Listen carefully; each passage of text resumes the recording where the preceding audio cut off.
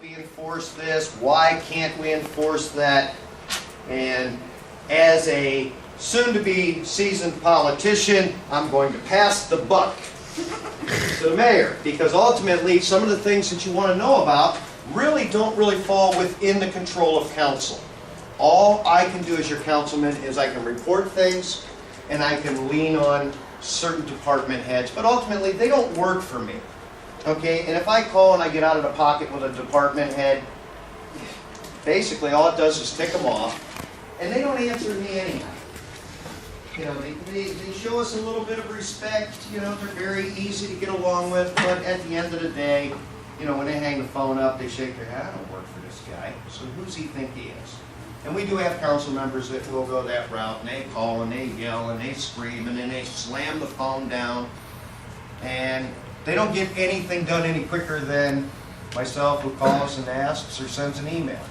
So there's certain things in the city that you want to know about, you want brought up to speed on. Where are we at on this? What's taking place there? And I thought that the best person that could answer your questions is the mayor, and he is locked and loaded with Fonda and Miss Perry, who are two of his cabinet members. Would you please stand up and introduce yourself, because they have had the opportunity to meet Mr. Ream. Oh, okay. I'm Andrea Perry. I'm the Director of Public Safety. Good evening, everyone. Fonda Williams, Mayor's Chief of Staff and Director of Compliance. So, I don't know how the mayor would like to approach this. He could either jump in and start asking questions. You can start asking questions. If you ask a question, please let him know who you are, and if you're with an association, let him know that, so he knows what area of Ward 9 he's dealing with. I can tell you, and the mayor will probably give you a little bit of heads up, that we have brought a group of council members together. We are working on the safety issues in the community. We've had one meeting so far. We'll be having another one coming up shortly. And there's some really good stuff that we're working on. So, but I'll leave it up to the mayor. Okay, but that's hilarious. Yeah, thank you. Thank you all for being involved in the community and letting us have a night that we can share a little time with you.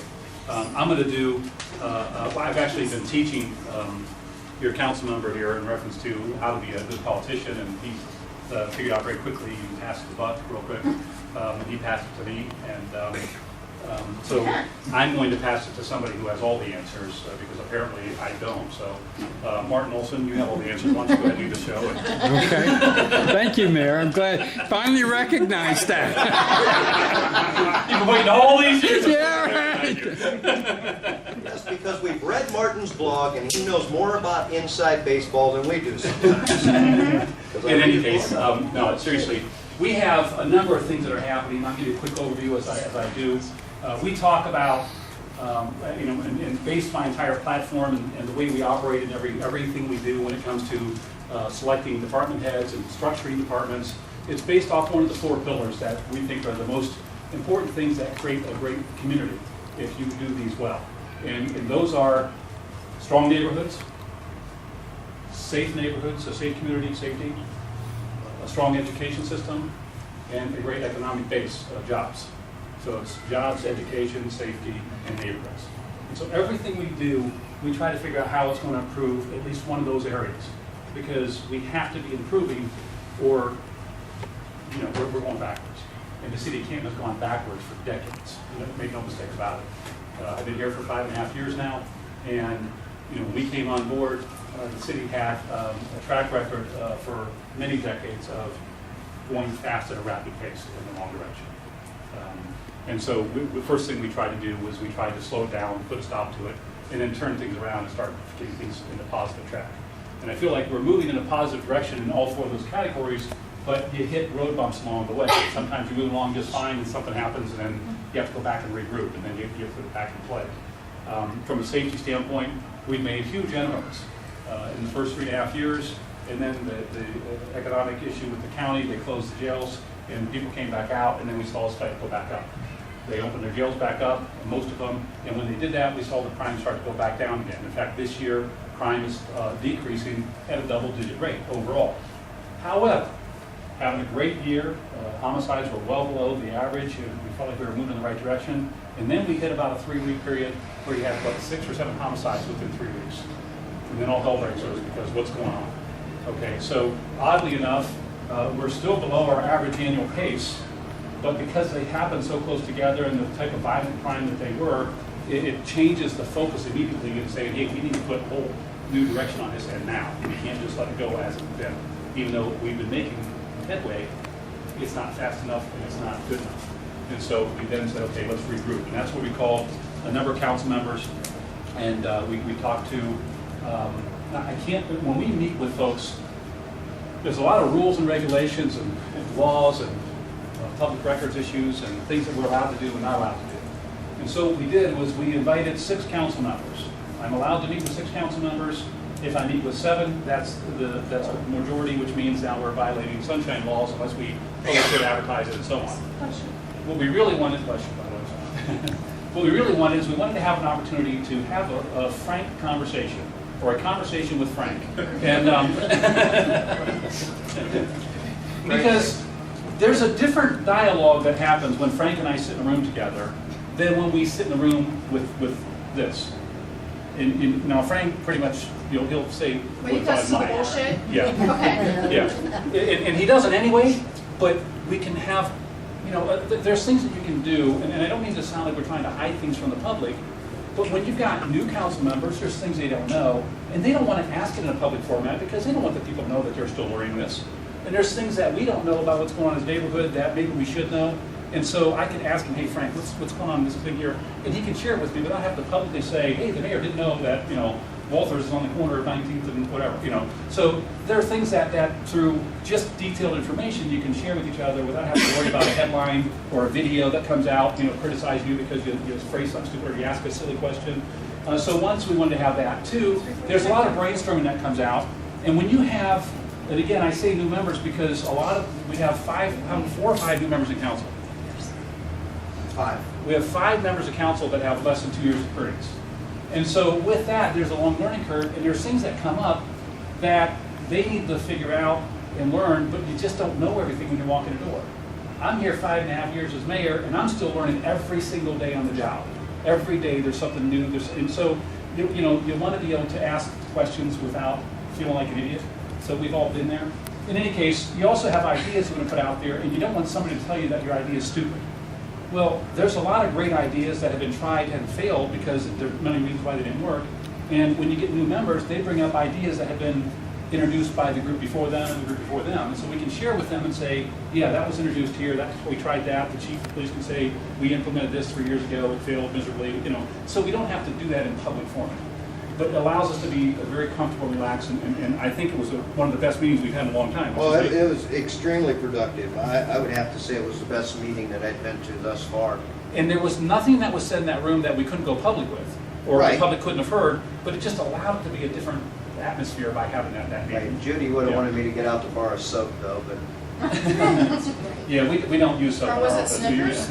We're a soap-free It was zone, soap. whatever goes, goes, In any case, so we had that meeting, and that meeting allowed us to come up with some neat ideas and also some things that we have been following up on. And it was focused specifically on safety, specifically what can we do to address some of these things that are happening right now that just appear to be out of control or that are flaring up that they're destroying our neighborhoods, our city. To me, it's a virus. When you have a homicide, that's an awful thing. But when you have a homicide in your neighborhood, that's a whole different level of awful. And then you have a second or third one, then all of a sudden it's like, why are we here?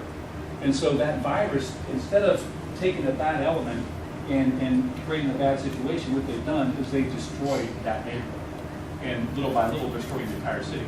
So we really have to work hard on figuring out how to put a stop to this. And there's many, many facets of this in reference to what the problems is. You've got drugs and gangs, prostitution, you've got dropouts that you have people that are convicted felons that can't get a job and so they're stuck on the street trying to survive. You've got gun issues. You've got a whole array of these things. Court issues, judge issues. Yeah. I have a question. Why is this not just being addressed?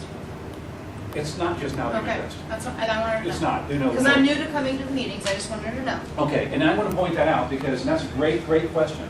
And that's exactly what happens when a new council member gets elected. They come out here and because they haven't been involved in anything that's been happening in our 5 years or in the 15 or 20 or 30 years that have been going on before us. Nobody's been involved or heard about it. You're walking in and so you say, why hasn't somebody done something about this? I can tell you that we have implemented dozens and dozens of different types of programs, changes, investments, grants, and many of them have been effective. But keep in mind, I'm going to go backtrack on this. When council members come in, they're doing the same thing. Why is this a mess? What Frank missed, although he was sort of involved because he was on the park board before that, what Frank missed in the last year and a half as his term in council was we're on the side of the recovery of the recession. He wasn't here 3 years earlier, 4 years earlier when the entire thing collapsed, when we had to cut $10 million out of our budget and we had no time to do it in. And we were forced to have to do furloughs and cuts and contract renegotiations and cut services and drop everything in order to survive. He didn't see that part. All he knew is when he came in, hey, we don't have enough policemen, we don't have firemen, why are fire stations closing, how come the houses aren't torn down? And all the things that we know is out there, he's wanting to know why it ain't taken care of. Well, you have to see the whole thing in context. But it was before 3 years, I can tell you that. It's been probably 5 years that What? everything's been happening. Everything's been happening for 25 years. No, I'm saying, no, the cuts, the everything back has been like at least 5 years. Right, he's been This here the is- last two. The 3 before that, he wasn't here part of, is what I'm saying. Right. So he missed the first part, the worst Right, but part. I'm not saying even with anything to do with Mr. Morris, I'm just saying now it takes all of us to get together for him to get us, because he knows that we can come in, we can trust him basically, not to be mean, nothing towards you, to bring this up, and then now it's being addressed because we can put you right on the spot. Well, I can tell you, I've been addressing this virtually every day for 5.5 years with anybody and everybody who's been in my office and who's been meeting with me. I can tell you that for a fact. And I can also tell you that we have implemented hundreds of thousands, if not millions of dollars worth of programs that we've done through grants, through state programs, federal programs. When this recession hit, I spent a tremendous amount of my time lobbying Washington, lobbying Columbus. I got COPS grant money, I got SAFER grant money to pay for firemen. I got money from the state, from the governor. Government, I see We all brought that, I in, know. we brought in over $200 million. I know that. $200 million for programs that helped us pay for things that we didn't have money to do. Right. But let me share with you why we're in a state we're in, besides the fact that the entire economy, the entire environment, Right. all this other stuff in past history, from a financial standpoint.